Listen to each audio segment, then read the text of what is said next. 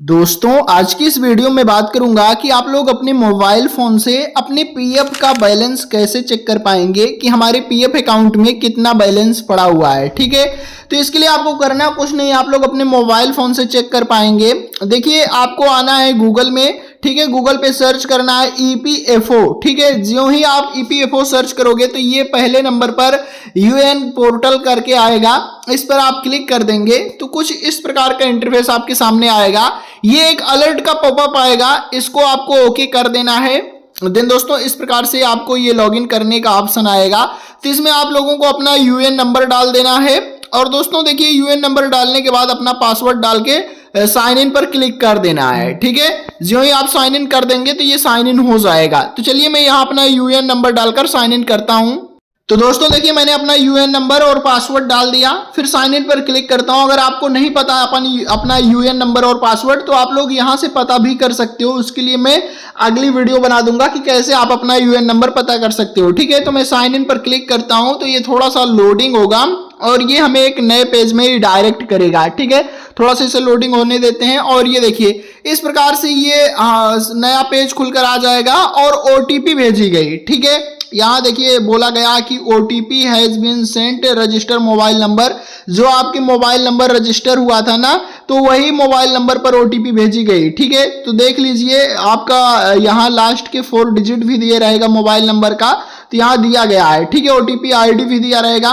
उसके बाद आप लोग यहाँ देख लीजिए ये दिया गया 1 टाइम पासवर्ड है, 6 अंक का है। OTP will be valid 5 minute तक, मतलब कि 5 मिनट के अंदर ही इसे आपको सबमिट करना होगा क्योंकि 5 मिनट तक ही वैलिड है। तो चलिए मैं ओटीपी फिल करके सबमिट करके दिखाता हूं।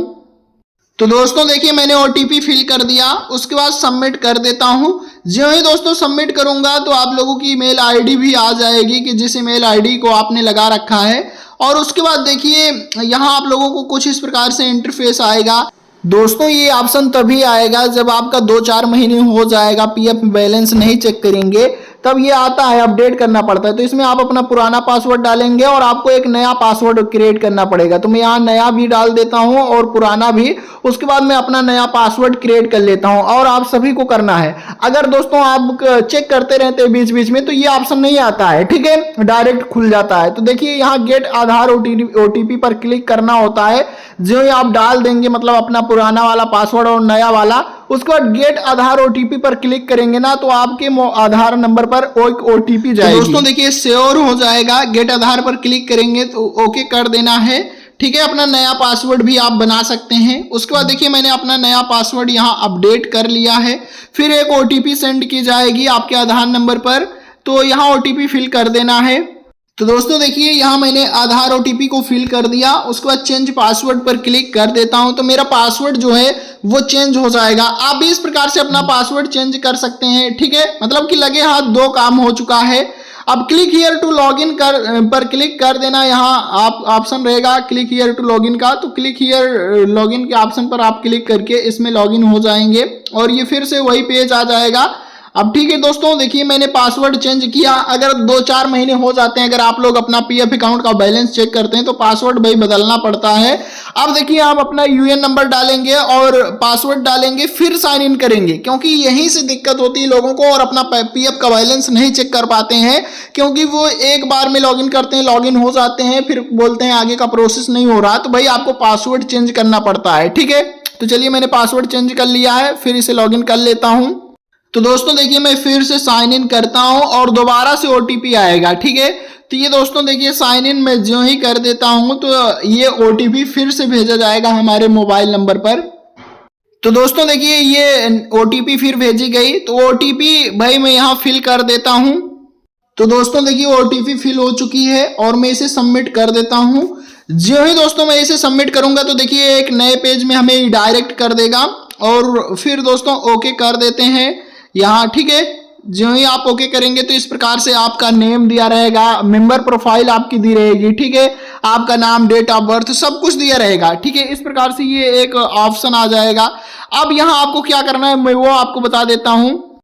तो दोस्तों देखिए आप यहाँ देख पा रहे होंगे, मैं थोड़ा सा जूम कर दूं इसे, तो ये 3 लाइन का ऑप्शन आप लोगों को मिलेगा इधर साइड में। तो इसी 3 लाइन के ऑप्शन पर आपको क्लिक करना है।